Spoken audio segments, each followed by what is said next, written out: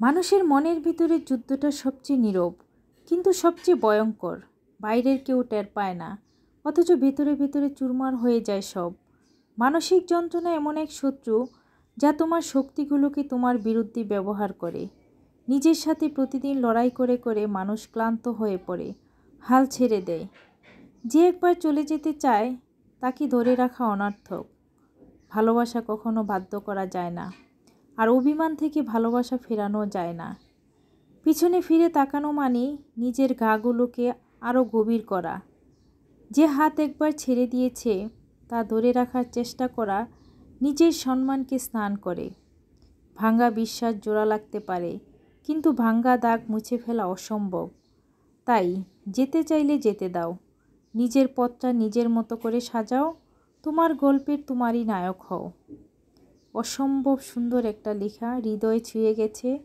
লেখাটা লিখেছেন মাহবুব সর্দার সবুজ ভাই। ধন্যবাদ ভাইয়াকে। হৃদয় ছুঁয়ে যাওয়ার মতো লেখা, হৃদয় স্পর্শ করার মতো লেখা, কিন্তু লেখাগুলো বাস্তব সত্যি কথা, যা আমার হৃদয় ছুঁয়ে গেছে, আমাকে স্পর্শ করেছে, আমার বাস্তবতার সাথে মিলে গেছে।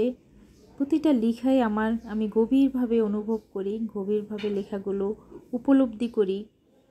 আমার মনের অবস্থা আসলে এই মুহূর্তে তেমন একটা ভালো নেই। সারাদিন মানসিক কি একটা অস্থিরতা, কি একটা যন্ত্রণা, সারাদিন আমাকে কান্না পেয়েছি। আমি সারাদিন আজকে কান্না করেছি, তারপরও রান্না করেছি, খেতে হবে। বাচ্চাদের পছন্দের আজকে বোনা খিচুড়ি করে দিলাম, আর চিকেন ঝোল করে চিকেন রান্না করলাম।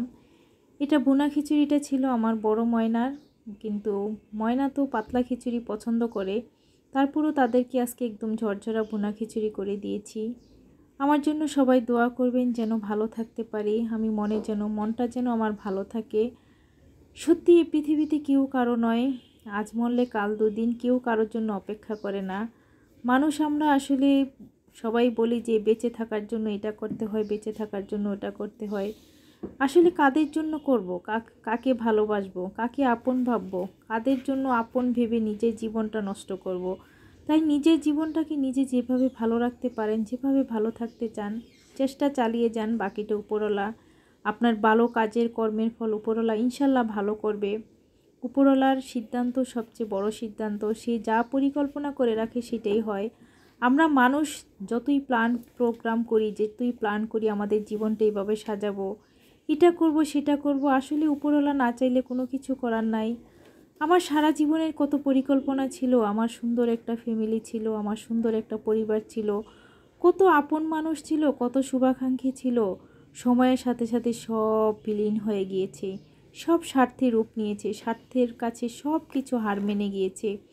আমি